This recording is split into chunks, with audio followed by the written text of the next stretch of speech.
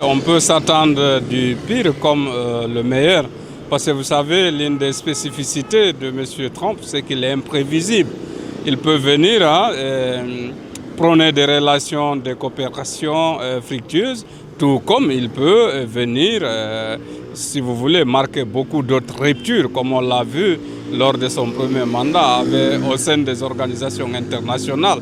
Oui, pendant son élection, j'avais vu que Donald Trump avait prôné le nationalisme. Et moi, je crois que ça aura un impact très négatif sur les États-Unis comme sur l'Afrique.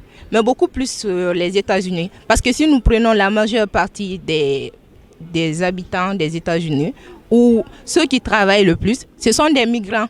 Ce sont des personnes d'autres pays. Et aussi, ça aura un impact négatif sur les migrants d'Afrique qui veulent y aller. Parce que nous voyons, il y a beaucoup de nos frères africains qui sont entre la frontière, entre l'Afrique et les États-Unis.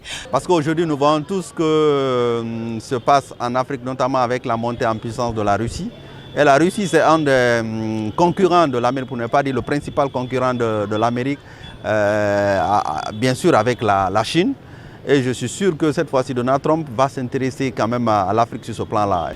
Les paroles disent pendant des élections ne seront pas forcément appliquées une fois au pouvoir. Ce n'est pas en Afrique seulement, même les États-Unis, dans le monde. Ça, ce sont des réalités du monde actuel. Et les Américains aussi ont besoin de leur sécurité.